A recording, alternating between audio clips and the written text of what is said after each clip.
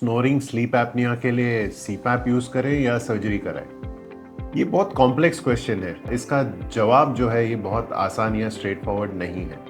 But straight forward या straight away CPAP use करना, CPAP is the gold standard for snoring and sleep apnoea. But कई बार कुछ anatomical considerations को भी ध्यान में रखना पड़ता है। इसीलिए हर एक पेशेंट को, of course young to mid age patients को, ईएनटी डॉक्टर का एक ओपिनियन होना बहुत जरूरी है। कई बार ऐसा देखा जाता है कि एक इंसान जिसको स्नोरिंग स्लीप एपनिया है, उसको साथ में नाक की हड्डी की डिविएशन है, उसको एलर्जी का इशू है, उसके टॉन्सिल्स बहुत बड़े हैं, उसके टर्बिनेट्स बहुत बड़े हैं, उसका टंग बहुत बल्की है, या फिर सोते समय उसके नींद में उसका जॉ ड्रॉप होता है।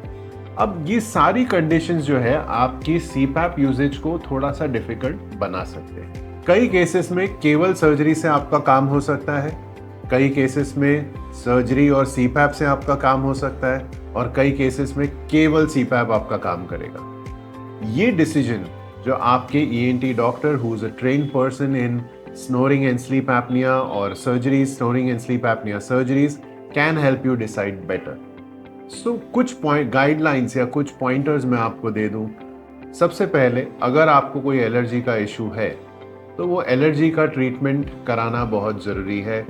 एलर्जी आपके स्नोरिंग स्लीप एपनिया में बहुत योगदान देती है। एलर्जी ट्रीटमेंट कराने के लिए अपने ईएनटी डॉक्टर को मिलें, आपका स्किन बेस्ड एलर्जी टेस्ट करवाएं। एलर्जी टेस्ट करके आप इसकी इम्यून थेरेपी वगैरह कर सकते हैं। कई बार कोई सर्जिकल प्रोसीजर यानी कि सेप्टम करेक्शन, टर्बिनेट रिडक्शन, ये सब चीज़ें आपकी स्नोरिंग एंड स्लीप एपनिया को रिड्यूस कर सकती हैं। Surgery is definitely an option in the treatment of snoring and sleep apnoea, but इस बात का डिसीजन आपके डॉक्टर बेस्ट ले सकते हैं। आपके डॉक्टर के साथ बैठिए, उनके साथ कंसल्टेशन करिए, अपने कंडीशन को समझने की कोशिश करिए और एक इन्फॉर्म डिसीजन लीजिए। कई बार सर्जरी जो है अगर आपको पूरी तरह से ठीक ना कर सके, बट डेफिनेटली आपको सीपैप कंप्लायंट बना देती है, यानी कि आपको सीपैप यूज करने में मदद करती है। Thank you.